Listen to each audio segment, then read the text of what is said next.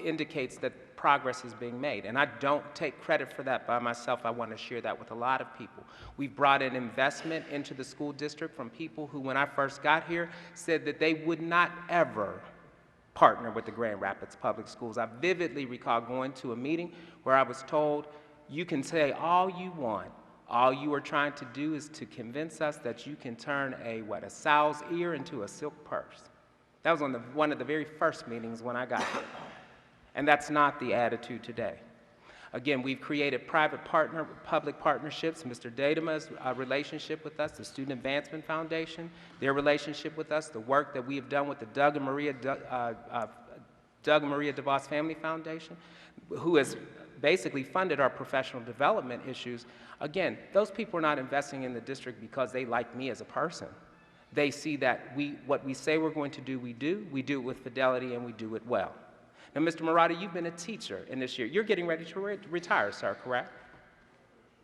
Pardon me? Well, I mean, again, whether you chose to or not. But the point is, Mr. Murata, you have to look at what your contribution to the district is, too. So again, if I lay bare my credentials about what I've done, are you prepared to do the same? Because again, we all have to take accountability. We all have to be accountable for what it is we're responsible for. Again, my evaluation is public. Everybody knows what the Board of Education has said in my evaluation. But again, if we start looking at pass failure rates, if we look at suspension rates, if we look at all those types of things, should we lay all that out for the public to see? So again, it's all about this. We're collectively responsible for this. And if the Board of Education decides that I'm not taking them in the direction they want to go, that's part of the game. That's part of the process, and I'm fine with it. But if you're asking me, have I done what I was asked to do when I got here, the answer is yes. Mr. Datema, you dare give an analysis from a corporation perspective on? Well, I can give you more of a personal one. I'm really glad I work in private industry because I'm not sure I could stand the scrutiny that public officials take. The political answer. Over the last year and a half, obviously, I've been around building schools for many, many years, but this is the first time I've actually got to work firsthand with the teachers, seeing the challenges that they have in the classroom. I taught at the university level. That was pretty simple. If a student wasn't making it, you failed them. But they were 18, they were adults, they had choices, and they had to learn the consequences of those choices. Our students in the public schools, they don't have those choices. They're kids, and we have a social responsibility to do everything we can to help them and support them and hopefully lead them to success. In terms of accountability, that's obviously a huge factor in business environment.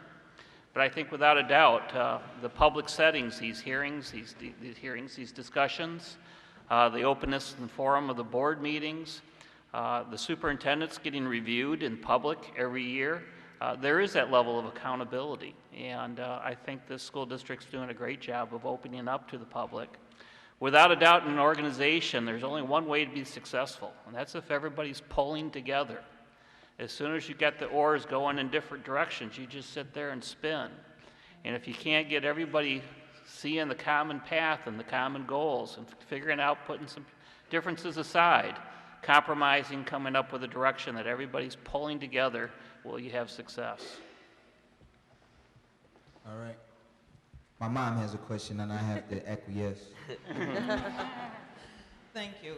This has all been very interesting dialogue, but what I want to know is, at the end of the day, some of us want to know and understand what's the next step. Maybe it's Dr. Taylor, you can respond, because I hear what you're saying about the urgency. My understanding is, as if I understood things correctly, is that we have a certain number of schools that are on this particular list that is a hazardous list to be on in terms of a potential takeover by the state.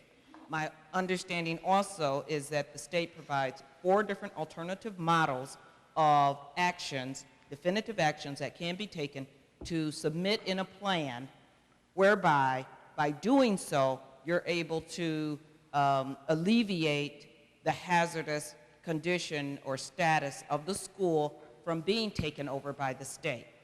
So my ultimate question is, in terms of the high schools that are on this list, if you know, or if you, in consultation with the board, if you know what your time frame is for making a decision about what action plan you believe is in the best interest for the school, which, and I understand from you, all four types do not, or the two types that you're considering may not fit all three or so schools. What's your time frame for doing the analysis or coming up with what you think is the best recommendation for the action plan to take place? Because I also understood you to say that it needs to be submitted for implementation by September. Well, again, we've been involved in this process for the past 2 to 3 years. We submitted a Project Reimagine grant. We've looked at the work about implementing the blended instructional model. We've looked at how we are going to deliver services with respect to pupil services. We have a SAMHSA grant that is going to bring in social services to a number of our high schools and middle schools beyond what we already have. That will entail working through KSSN. So our work is just putting the pieces together. The state is very aware of what it is that we've already been doing.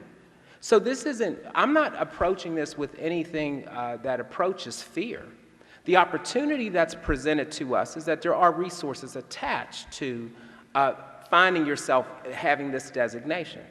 But let's face facts here. We have a history of knowing how to work ourselves out of this condition. We've done it at the elementary school level. We've done it at the middle school level. We have schools that made AYP for the first time last year. There are glimmers of hope here. So I'm not looking at this like, oh my gosh, a state takeover is imminent. That's not the case.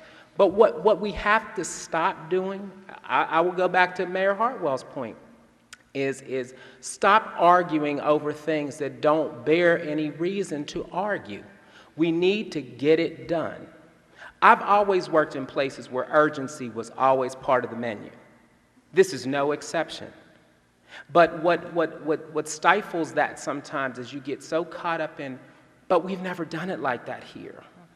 Or this isn't the Grand Rapids way. Or we have to take people on a journey. That's all well and good. But the place is on fire. I'm scared of getting burned, okay?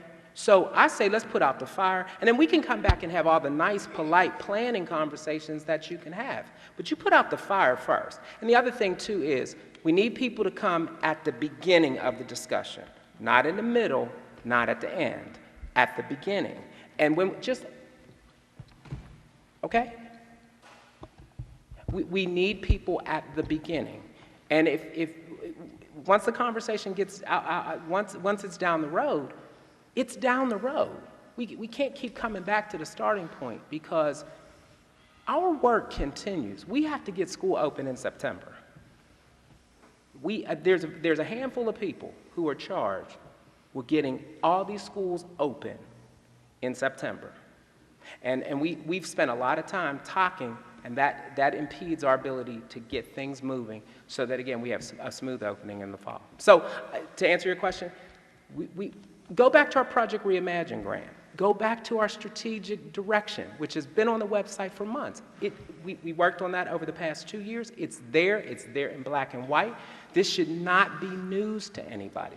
Why it is again, is a mystery to me. If I can add, the list has not come out, so we're waiting on the list just to kind of add to what you're asking here. The list has not come out. We're anticipating, what, 7? Probably 7. 7 schools based on preliminary numbers and information.